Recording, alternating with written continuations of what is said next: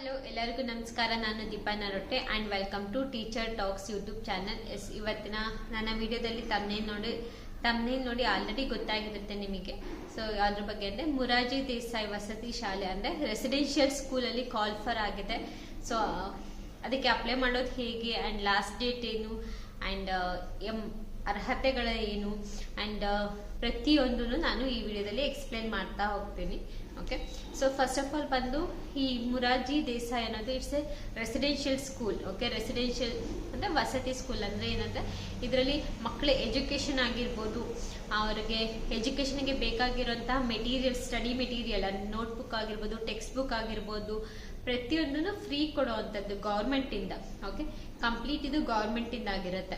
Okay, and ಹಾಗೆ ಇಲ್ಲಿ ಅವರಿಗೆ ಉಳ್ಕೊಳ್ಳೋದಕ್ಕೆ ಫೆಸಿಲಿಟಿಗಳು ಇಲ್ಲಿ ಯಾವುದೇ ರೀತಿ ಚಾರ್ಜ್ನ ಮಾಡೋದಿಲ್ಲ.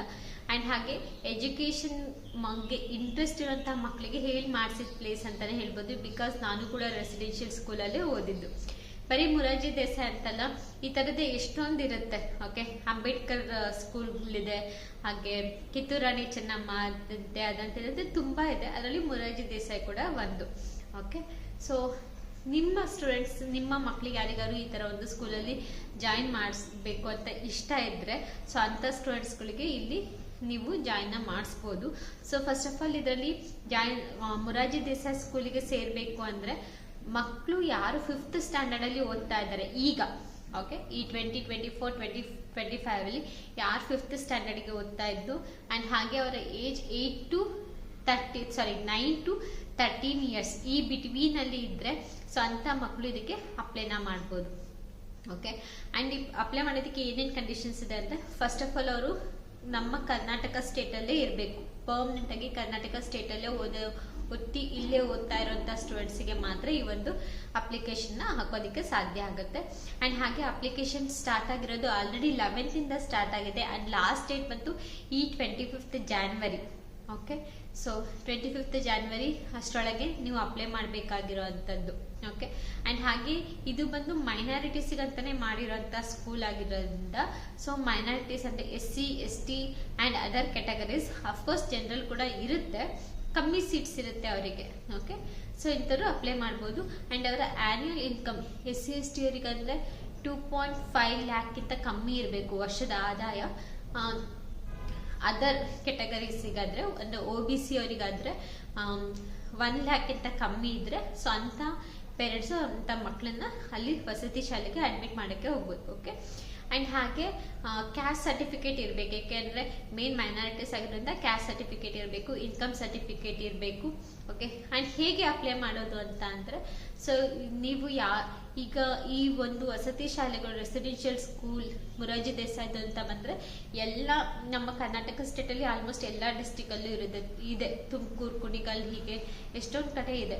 ಓಕೆ, ಸೊ ಹಾಗಾಗಿ ನಿಮಗೆ ನಿಯರ್ ಇರೋಂಥ ಯಾವುದು ಸ್ಕೂಲ್ ಇದೆ, ಸೊ ಅಂಥ ಸ್ಕೂಲಿಗೆ ಹೋಗ್ಬಿಟ್ಟು ನೀವೇ ಡೈರೆಕ್ಟಾಗಿ ಹೋಗ್ಬಿಟ್ಟು ಅಪ್ಲೈ ಮಾಡಬೇಕಾಗಿರುತ್ತೆ. ಆ್ಯಂಡ್ ಹೋಗೋ ಟೈಮಲ್ಲಿ ಏನೆಲ್ಲ ಅಪ್ಲಿಕೇಶನ್ಸ್ ತಗೊಂಡು ಹೋಗಬೇಕು ಅಂದರೆ, ಈಗ ಸ್ಟೂಡೆಂಟ್ಸ್ ಓದ್ತಾ ಇದ್ದಾರೆ ಅಂದರೆ ಅವರಿಗೆ ಒಂದು SATS ID ಅಂತ ಕೊಟ್ಟಿರ್ತಾರೆ. Okay, student achievement tracking ID ಅಂತ ಬರುತ್ತೆ.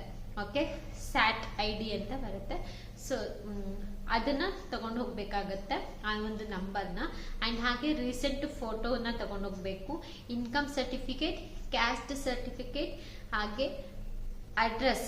ಓಕೆ, ಏಕೆಂದರೆ ಇದೇ ಸ್ಟೇಟಲ್ಲಿ ಇರಬೇಕಲ್ವ, ಪರ್ಮನೆಂಟ್ ಅಡ್ರೆಸ್ ಇರಬೇಕು. ಆ್ಯಂಡ್ ಹಾಗೆ ಆಧಾರ್ ಕಾರ್ಡ್, ರೇಷನ್ ಕಾರ್ಡ್ ಇರಬೇಕು. ಆ್ಯಂಡ್ ಹಾಗೆ ಈ ವರ್ಷ ಓದ್ತಾ ಇದ್ದಾರೆ ಅಲ್ವಾ, ಸೊ ವೆರಿಫಿಕೇಷನ್ ಟೈಮಲ್ಲಿ, ಓಕೆ, ಮಕ್ಕಳು ವೆರಿಫಿಕೇಷನ್ ಟೈಮಲ್ಲಿ, ಡಾಕ್ಯುಮೆಂಟ್ ವೆರಿಫಿಕೇಷನ್ ಟೈಮಲ್ಲಿ 5th ಪಾಸ್ ಆಗಿರೋಂಥ ಮಾರ್ಕ್ಸ್ ಕಾರ್ಡ್, ಯಾಕೆಂದರೆ ನೆಕ್ಸ್ಟ್ ಇಯರ್ಗೆ ಅವರು ತಗೊಳ್ಳೋದ್ರಿಂದ ಆ ಟೈಮಲ್ಲಿ 5th ಪಾಸ್ ಆಗಿರೋಂಥ ಮಾರ್ಕ್ಸ್ ಕಾರ್ಡ್ ಕೂಡ ಕೇಳ್ತಾರೆ. ಇದಿಷ್ಟು ಇರಬೇಕು. ಓಕೆ, ಡಾಕ್ಯುಮೆಂಟ್ಸ್ ಅಪ್ಲೈ ಮಾಡಬೇಕು ಅಂದರೆ. ಆ್ಯಂಡ್ ಇದಕ್ಕೆ ಅಲ್ಲಿ ಹೋಗಿ ನೀವು ಅಪ್ಲೈ ಮಾಡೋದಾದ್ರೆ ಹೇಗೆ ಅಂದರೆ, ಒಂದು ಅಫಿಷಿಯಲ್ ವೆಬ್ಸೈಟ್ ಇದೆ,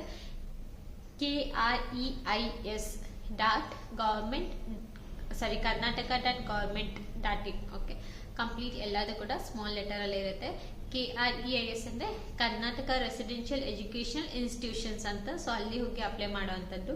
ಆ್ಯಂಡ್ ಇದ್ರದ್ದು ಎಕ್ಸಾಮಿನೇಷನ್ ಒಂದು ಹೇಗೆ ಸ್ಟೂಡೆಂಟ್ಸ್ನ ಹೇಗೆ ಸೆಲೆಕ್ಟ್ ಮಾಡ್ಕೊಳ್ತಾರೆ ಅಂದರೆ, ಒಂದು ಎಂಟ್ರೆನ್ಸ್ ಎಕ್ಸಾಮಿನೇಷನ್ ಅಂತ ಇರುತ್ತೆ.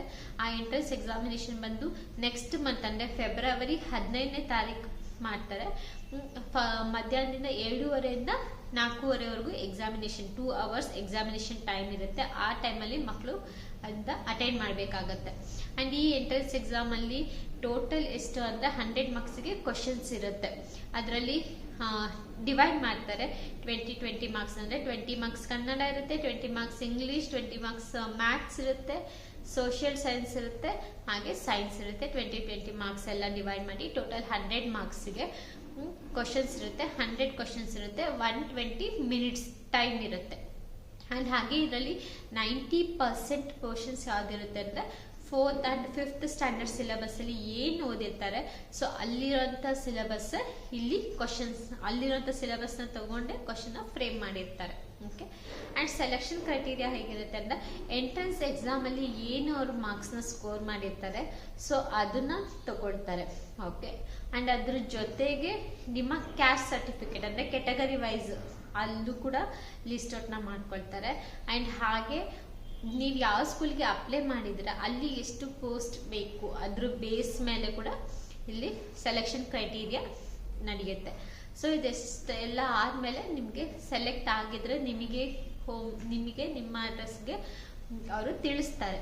ಓಕೆ. ಸೊ ಅಂಥ ಟೈಮಲ್ಲಿ ಇನ್ ಕೇಸ್ ಸೆಲೆಕ್ಷನ್ ಆದರೆ ಕಂಪ್ಲೀಟ್ ಎಜುಕೇಷನ್ ರೆಸ್ಪಾನ್ಸಿಬಿಲಿಟಿನ ಗೌರ್ಮೆಂಟ್ ತಗೊಳುತ್ತೆ. ಮಕ್ಕಳ ಎಜುಕೇಷನ್ ರೆಸ್ಪಾನ್ಸಿಬಿಲಿಟಿನ 6th up to 10th standard. ನಾನು ಕೂಡ ಈ ಥರ ಒಂದು ರೆಸಿಡೆನ್ಷಿಯಲ್ ಸ್ಕೂಲಲ್ಲೇ ಓದಿದ್ದು. ಸೊ ನಾನು ಓದಿದ್ದು ಅಂಬೇಡ್ಕರ್ ರೆಸಿಡೆನ್ಷಿಯಲ್ ಸ್ಕೂಲ್ ಅಂತ. ಸೊ ಅದು ಕೂಡ ಮೈನಾರಿಟೀಸ್ಗೆ, ಬಟ್ ನಂದು ಜನರಲ್ ಕೆಟಗರಿ ಆಗಿದ್ದು ನನಗೆ ಮಾರ್ಕ್ಸ್ ಜಾಸ್ತಿ ಇದ್ದರಿಂದ ಮೆರಿಟ್ ಬೇಸ್ ಮೇಲೆ ನನಗೆ ಸಿಕ್ತು. ಆ್ಯಂಡ್ ಹಾಗೆ ಏನಪ್ಪ ಅಂದರೆ ಕಂಪ್ಲೀಟ್ ಎಜುಕೇಷನ್ ಫ್ರೀ ಇರುತ್ತೆ. ನಮಗೆ ಮನೆಗೆ ಜಸ್ಟ್ ಒಂದು ಇಯರ್ಲಿ 2 times ಅಷ್ಟೇ ಕಳಿಸ್ತಾರೆ.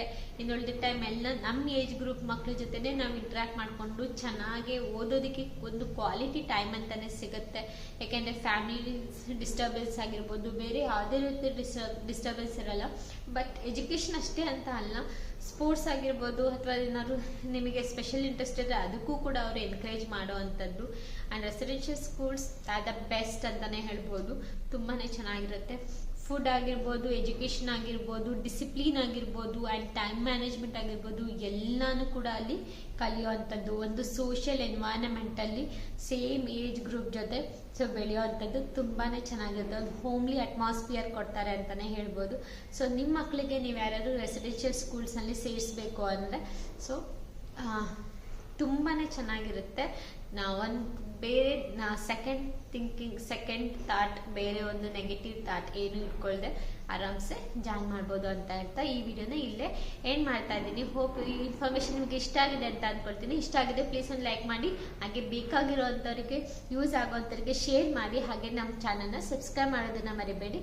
ಸೊ ಇದೇ ಥರ ಒಳ್ಳೆ ವಿಡಿಯೋಗಳಿಗೆ ನೀವು ನಮ್ಮ ಟೀಚರ್ ಟಾಕ್ಸ್ ಯೂಟ್ಯೂಬ್ ಚಾನಲ್ನ ಯೂಟ್ಯೂಬಲ್ಲಿ ನೋಡ್ತಾ ಇದ್ದರೆ ಸಬ್ಸ್ಕ್ರೈಬ್ ಮಾಡಿ, ಹಾಗೆ ಫೇಸ್ಬುಕ್ಕಲ್ಲಿ ನೋಡ್ತಾ ಇದ್ದರೆ ಒಂದು ಲೈಕ್ ಕೊಟ್ಟು ಹಾಗೆ ಫಾಲೋ ಮಾಡೋದನ್ನು ಮರಿಬೇಡಿ. ನಾನು ನಿಮಗೆ ಸಿಗ್ತೀನಿ ಮುಂದಿನ ವಿಡಿಯೋದಲ್ಲಿ. ಇನ್ನೂ ಏನಾದ್ರು ನಿಮಗೆ ಕನ್ಫ್ಯೂಷನ್ಸ್ ಇದ್ದರೆ ಸೊ ಕಮೆಂಟ್ ಬಾಕ್ಸಲ್ಲಿ ಕಮೆಂಟ್ ಮಾಡಿ ತಿಳಿಸಿ, ನಾನು ಆನ್ಸರ್ ಮಾಡ್ತೀನಿ. ಸಿಗೋಣ ಮತ್ತೊಂದು ವಿಡಿಯೋದಲ್ಲಿ. ಅಲ್ಲಿವರೆಗೂ take care, bye, have a nice day.